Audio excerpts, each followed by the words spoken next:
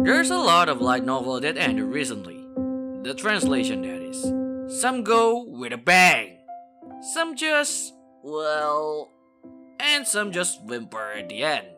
And the next in the block seems to be Ascendance of Bookworm.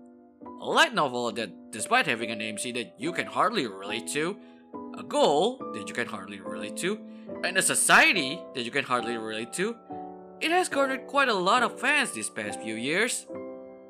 It has always been popular, but after the anime, it became even more so.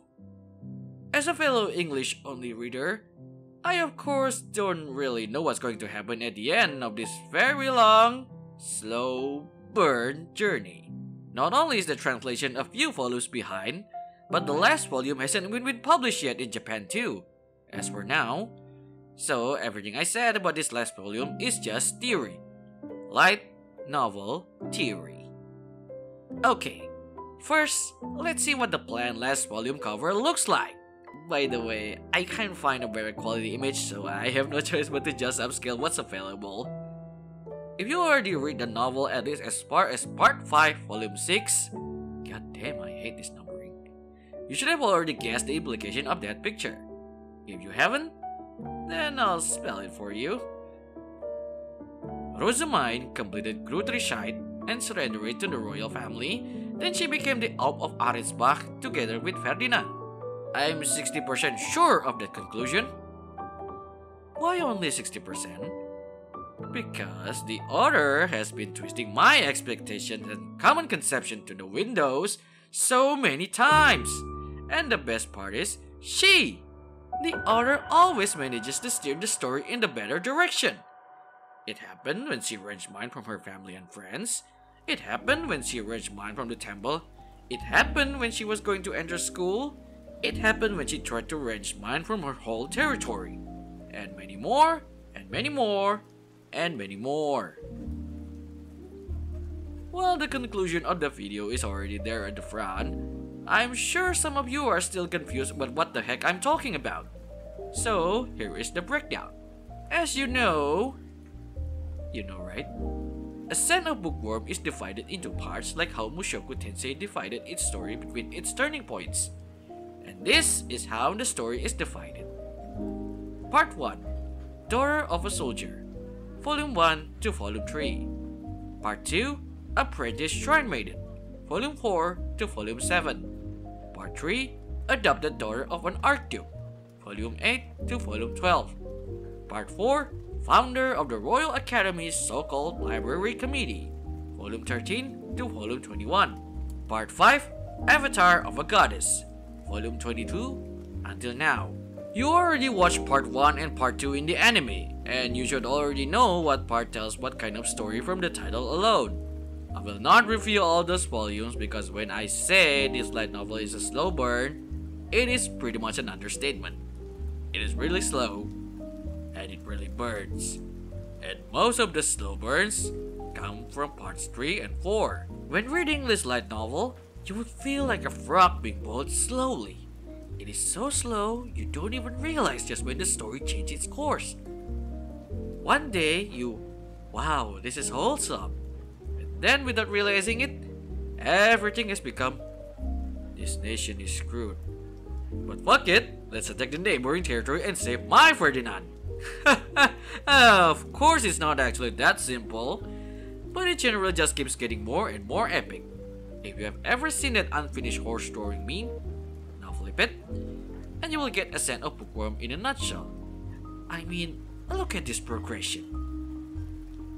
Alright. I see, good, nice. Yeah.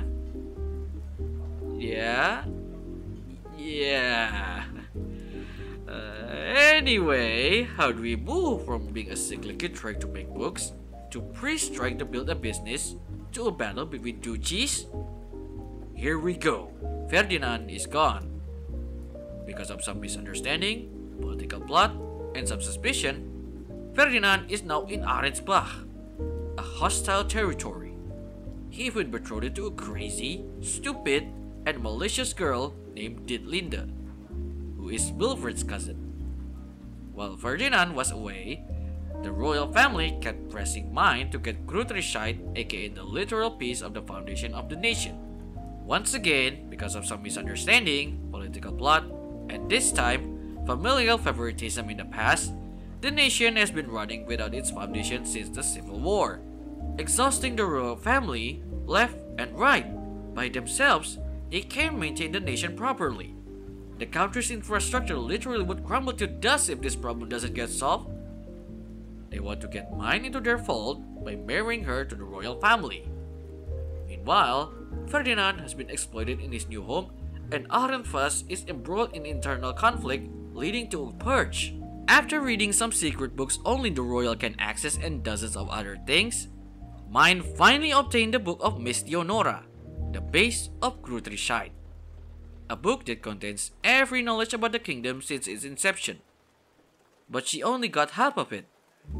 Because of, surprise surprise, Ferdinand also has been thinking about obtaining Grutrisheid for himself too, so he can help everyone. Too bad he didn't do it in a proper way, hence he can only get half of it, making Mine, who came later, also can only obtain half of it.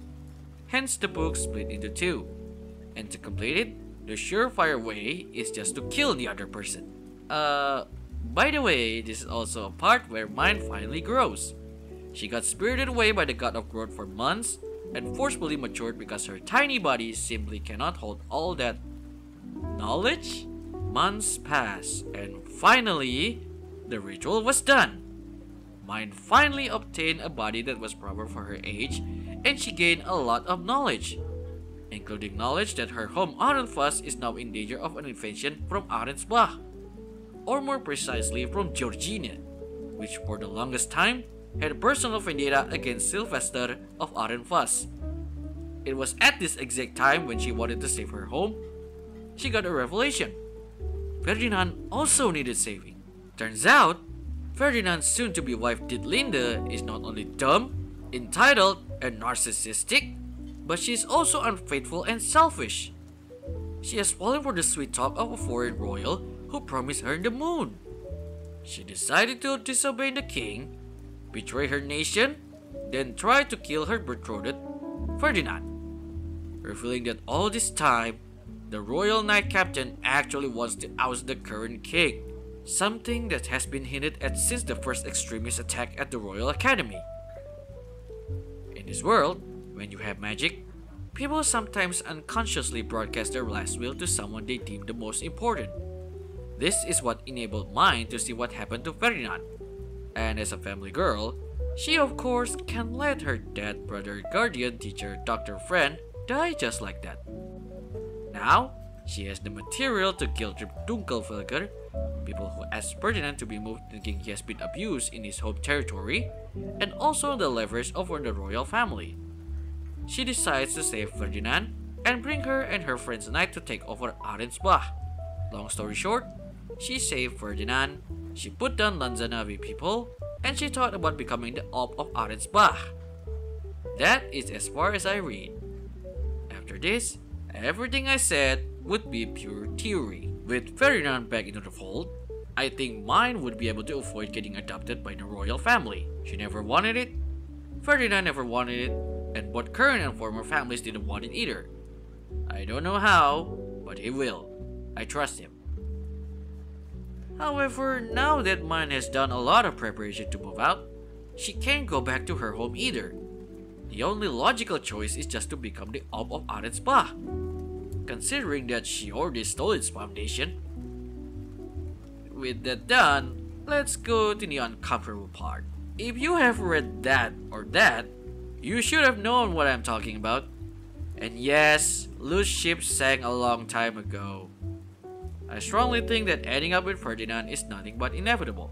First, lore-wise.